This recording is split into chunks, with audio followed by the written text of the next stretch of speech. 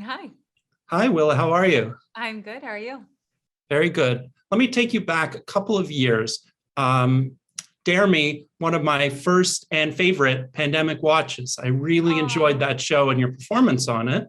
thank you. Um, Here we are, a couple of years later, coming to Reacher. I mean, that show had, you said, a lot of ideas about power dynamics, power structures, obviously a literary adaptation shot in and around Toronto. Coming to Reacher, I can see maybe some of those commonalities, but a lot of differences as well too. You've talked Mhm. about how you want to, take on different roles and be very versatile, but how much does this feel like in some ways a continuation of the amazing work that you're doing and in some ways completely different? Oh yeah. Yeah, I mean, what different people though, Colette and Roscoe. Yes. Pretty polar opposite characters. I couldn't think of two people who are kind of like more different in some ways when it comes to like their world outlook. But yeah, I mean, it is wonderful. I found myself doing a lot of literary adaptations, which I do really love to do. I find it to be a very fun challenge, and to have kind of that extra um, assist of a book behind you is always a fun additional research opportunity. I think that Roscoe is fundamentally much more open and honest and um kind of interested in the world around her than Colette is. And I think that there's such different there's such different worlds, but it was really funny to return to Toronto to do another literary adaptation, Yeah. a pandemic in between. Yeah, to my hometown of Toronto. Yeah.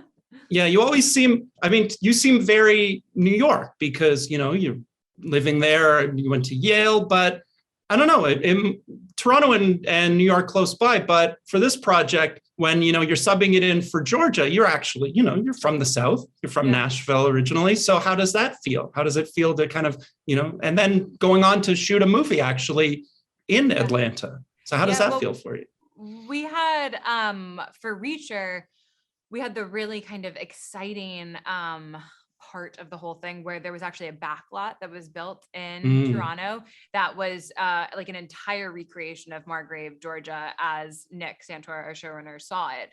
So like we had streets, we had buildings, we had the precinct, we had gas stations, we had all the shops, we had a town square. It was like a full town basically. And whenever we would go and shoot there, which was, not that often, but fairly frequently, it really did feel like you weren't in Toronto. And then also like a large amount of our shooting we did on a soundstage too. mm, So, I think that's like the interesting thing about shooting any TV show or movie is you so rarely are getting actually to shoot in the place where something occurs.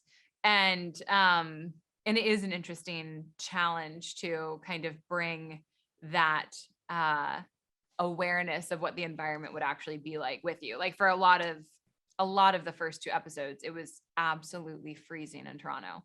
It was probably like 30 degrees. We were shooting outside. I was always in a short sleeve shirt, and it was so hard because we're subbing that yep, weather for yep. what would be like sunny, at least 75 if not 80 degrees, and in Margrave, Georgia. So it was definitely, you had to really kind of work against the climate sometimes. Yeah, I should see it right now. Yeah, I'm sure. Margrave definitely isn't the kind of most organized, orderly place. So, Yeah. how does it feel to step into this world? Because the show feels very cinematic, very theatrical. How does it feel to step into the world? Yeah.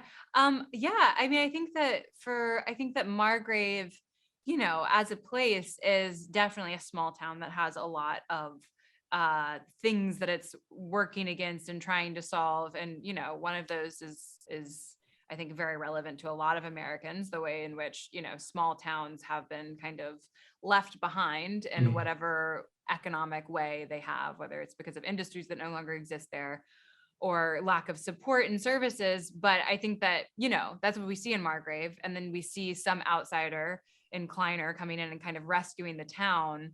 And then we only kind of realize midway through the season why that is, what that means. And I do think that there's an interesting, bigger story being told through Reacher, the TV series, than just a normal action movie. I think there's some social commentary that's happening that's actually really kind of interesting and wonderful.